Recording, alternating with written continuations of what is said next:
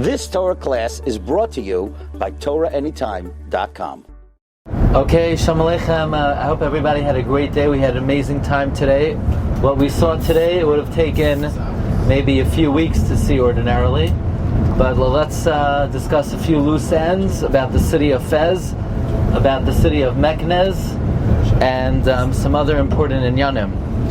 So we just were at the house of the Rambam, the house of Maimonides, Rabbeinu Moshe ben Maimon. The story goes that the Rambam on a Sukkot day was walking through the streets of Fez holding his Daled Minim, like Minhag Yerushalayim. He was walking through the streets holding the Lulav, the Esrog, the Hadassim, the Aravos close to his heart. And all of a sudden, the king of Morocco pulls up on his horse. The king of Morocco is well acquainted with the Rambam. And he says, Adoni Moshe, Moses ben Maimon, why are you walking in the streets holding a branch and a fruit and leaves like a fool? Why are you conducting yourself like Minhag Shoitim? My master, the king, the Rambam said, these are not branches and leaves.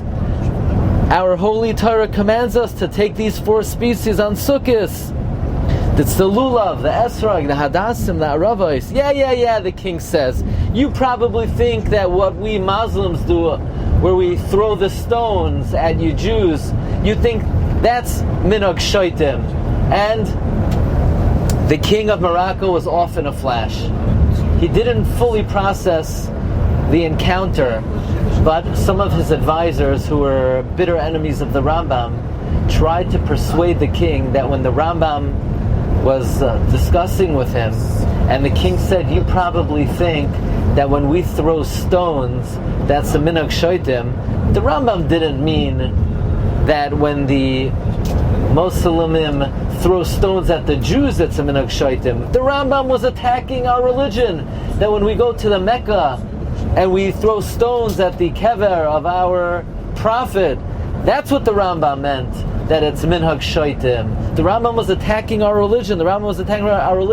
And the king didn't want to believe that that's what the Rambam was referring to. The king chose to believe the Rambam was saying that it's foolish for the Muslims to throw stones at the Jews, but his advisors kept on persuading him, and the king of Morocco had no choice but to send out a warrant for the arrest of the Rambam and his father Maimon.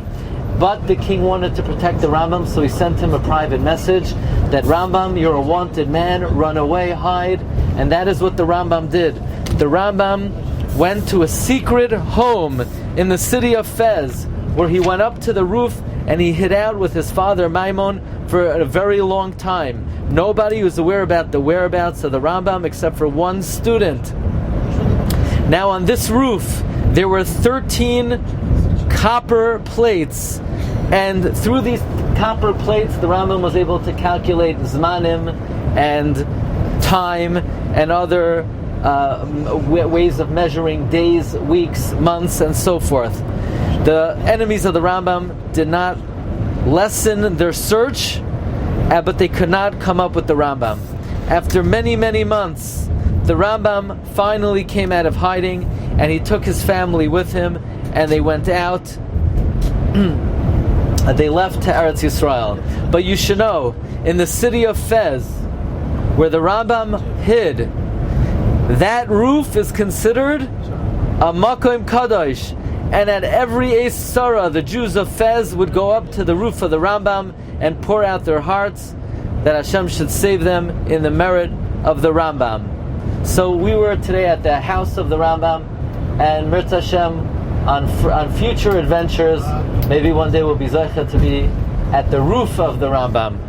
But this is the story of the Rambam's encounter with the king of Morocco. And so we see that the king of Morocco had a long tradition of being favorable to the Jews. As the king of Morocco did indeed save the life of the Rambam, he gave him the heads up that he was a wanted man. You've just experienced another Torah class brought to you by TorahAnytime.com.